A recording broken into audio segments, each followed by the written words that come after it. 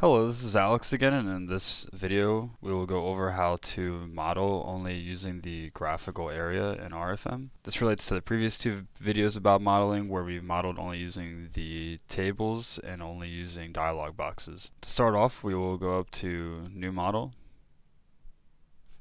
and we'll enter our model name. Everything in the dialog box is filled out correctly, so we'll hit OK. Now to start modeling, only using the graphical area, we can go up to Insert, Model Data, Nodes, and we can select Graphically.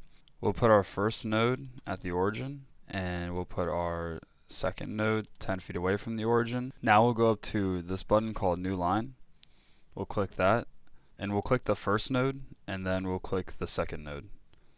Also, you can just type in, as you can see in the dialog box, the length is highlighted. So when you're working in the graphical area, you can just type in the length you would desire and you can hit enter. And you can see that a line was created with that length and the direction you have your mouse pointed to. We'll right click and then we'll right click again to cancel out. And we'll hit Control Z to get rid of that extra line. Now we have our two nodes in our line. We can go to materials, we have our materials set, and then we can create our cross section and we can assign it to this line. Or an easier way to do this is just we can delete all this, and an easier way is to use the new single member button. We can create our member and we'll select our cross section. We will use an I-beam and a W shape. We'll just go with a 27 by 84 W shape. Now we have our W shape and our material set. As you can see, the material set within our cross section down here. We'll click OK. And now we can just start drawing our member within the graphical area. We'll have it start at the origin and end 10 feet away in the X direction. Now our member is created, we can assign nodal supports to it. We'll go up to the button called New Nodal Support and we will create a new one. For this nodal support, we want it to be fully fixed. So as you can see, it can't move in either global direction and it can't rotate about any global axes. So we'll click OK. We'll click OK again. And now in the graphical area, you can see we have a nodal support icon next to our mouse. And now we can select the first node. Now that we have our simple cantilever set up, we can go up to this button up here called New Load Case. We'll click on that, and then we'll create our first new load case, and we'll just call it Dead Load. We'll keep the self weight set, and we'll click OK. Now that we have our first load case created, as you can see up in this drop down, we can create our first new member load by using the new member load button up here.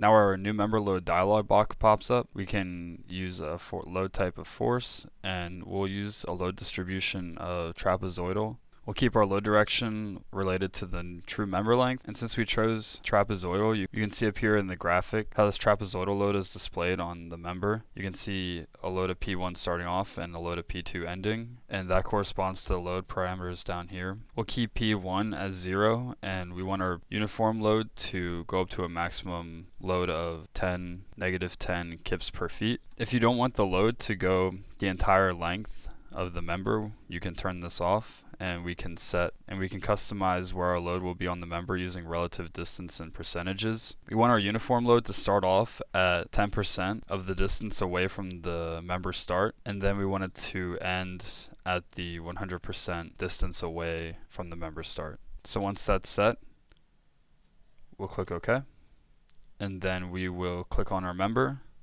and as you can see, our load was added to the member. Now that we have our nodal support, member cross section, material, and load case and load applied to our member, we can go up to the button up here called Show Results.